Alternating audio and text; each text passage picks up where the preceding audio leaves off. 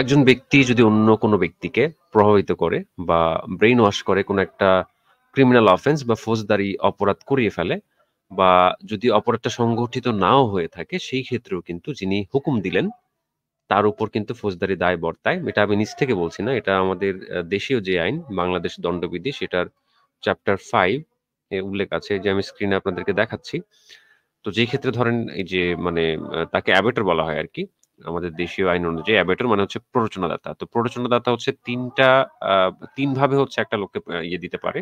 যেমন হচ্ছে আপনার ইনস্টিগেশন মানে প্ররোচনা দিবে, একটা কুবুদ্ধি দিবে, কুপরামর্শ দিবে একটা কাজ করার জন্য। দেন হচ্ছে ষড়যন্ত্র করবে, মানে একটা বৈধ কাজকে অবৈধ উপায়ে কিভাবে করবে সেই বিষয়ে পরামর্শ দিবে।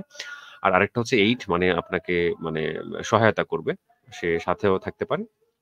আ এই বিষয়গুলো আরকি। তো এখানে এই যে প্ররোচনার যে বিষয়টা, সেটা যদি সংগঠিত হয়ে যায়, ধরেন আপনি কাউকে আ মানে বললেন যে, এই চুরিটা কর।" তো সে চুরি করে ফেলল। তো চুরির জন্য নির্ধারিত যেই শাস্তিটা হয় সেটা সে তো পাবেই। পাশাপাশি আপনি যদি হুকুম দিয়ে থাকেন সেক্ষেত্রে আপনিও কিন্তু সেটা পেয়ে যাবেন। তো তদ্রূপভাবে কোন ব্যক্তি যদি কোন আ মানে আ অন্য কোন ব্যক্তিকে এরকম খুনের জন্য প্ররোচনা দেয়, তো সেটা যদি সে সম্পাদন করে, তো সেটা অনুযায়ী হচ্ছে ৩০২ এ যদি সে মৃত্যুদণ্ড পায়, যিনি কাজটা মানে আ সম্পাদন করলেন, তো এই হুকুমদাতা বা অ্যাবেটর সেম শাস্তিটাই কিন্তু পাবে।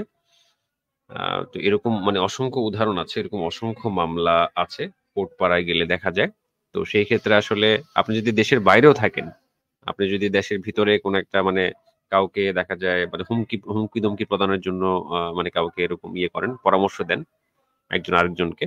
আপনি দেশের বাইরে থেকেও মানে যাকে হচ্ছে পরামর্শটা দিচ্ছেন, সেই যদি এই কাজটা করে, তো সেক্ষেত্রে কিন্তু আপনার দায় আছে।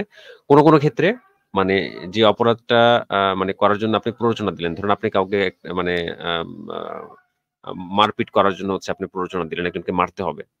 আ তো সেখানে সে যদি অপরাধটা সংগঠন মানে নাও করতে পারে, সেই ক্ষেত্রেও কিন্তু আপনি অপরাধী হবেন। তো সেক্ষেত্রে যেই নির্ধারিত সাজাটা আছে, সেটার ৪ ভাগের ১ বা ৩ ভাগের ১ ভাগ সাজা কিন্তু পেয়ে যায়। তো এখানে এই যে দণ্ডবিধির এরকম অনেক মামলা হয়ে থাকে। তো আ তো আমরা আসলে এই যে গল্পে হচ্ছে মানে কিছুটা আইন শিখে নেব এই সেশনটার মাধ্যমে। তো আর অন্য কারো কোনো প্রশ্ন থাকলে করতে পারেন।